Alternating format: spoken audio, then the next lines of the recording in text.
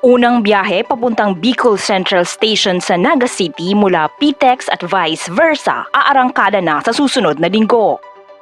Magsisimula na nga ang unang biyahe ng PTEX to Naga at vice versa sa June 24 at June 25. Ito ay ayon mismo sa pahayag ni Ginoong Nonoy Reforzado, Operations Manager ng Bicol Central Station sa kanyang social media post kaninang umaga. Ayon sa kanya, nagpahayag na sa management ng Bicol Central Station ang DLTB Bus Company Incorporated na bukas na ang kanilang booking simula ngayong araw. Ang unang biyahe na manggagaling sa PTEX patungong Naga City ay magsisimula sa June 24. At ang unang biyahe naman mula Naga City to PTEX ay mag-uumpisa sa June 25, 2021. Parehong alas 6 ng gabi ang schedule ng biyahe. Matatandaang sa panayam ni Ginoong Reforzado sa Naga Ngunyan News Program noong nakaraang Sabado, June 12, nabanggit niya na mayroong 5 bus companies ang pinayagan ng makabiyahe subject sa mga hinihinging requirements ng PTEX at LTFRB. Ito ay ang Philtranco, Bicol Isarog, Raymond Transportation, P&O Transport, at DLTB Bus Company Incorporated. Subalit sa kasalukuyan, tanging DLTB Bus Company pa lamang ang nakakapag-comply sa mga nasabing requirements.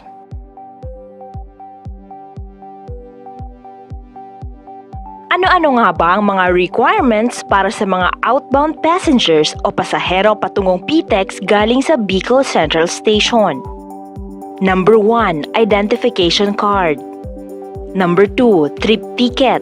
Ito ay valid 24 hours bago ang oras ng biyahe. Number 3, negative COVID-19 test result sa loob ng 48 hours bago ang biyahe. Maaari itong RT-PCR o rapid antigen test. Para naman sa mga inbound passengers o mga pasahero mula PTEX patungong Naga City, narito ang mga requirements. Number 1, eSalvar QR Code ID. Ito ay optional lamang, maaaring ma-generate sa pamamagitan ng pag-access sa www.esalvar.com. Number 2, Traveler's Pass Registration.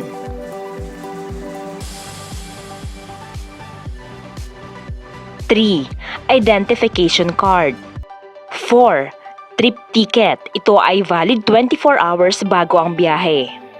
5. Negative COVID-19 test result na valid sa loob ng 48 hours bago ang biyahe. Ito ay maaaring RT-PCR test o antigen test result.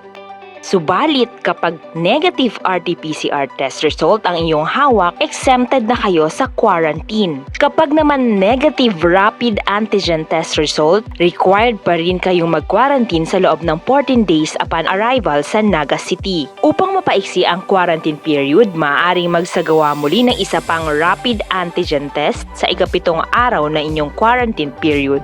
Dagdag pa ng Operations Manager ng Bicol Central Station, ang mga kasamang maghahatid o susundo sa mga pasahero ay bawal muna sa loob ng terminal.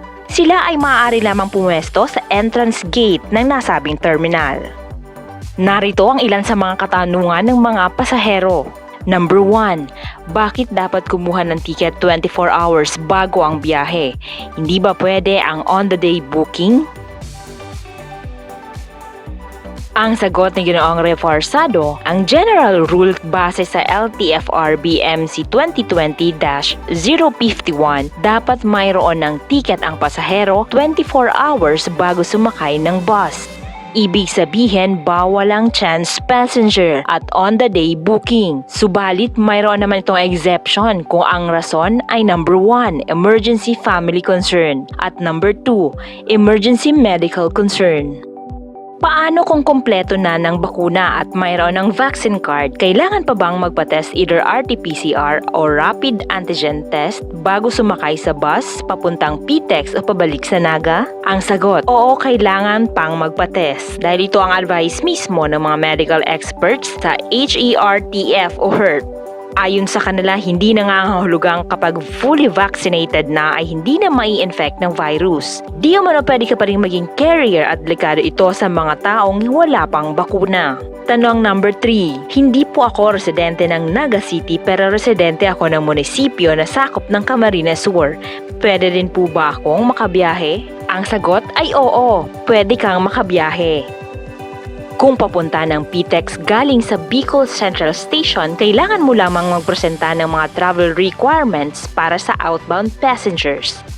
Kung pabalik naman sa Bicol Central Station galing PTEX, kailangan mong magpresenta ng mga requirements para sa inbound passengers maliban sa requirements number 1 at number 2.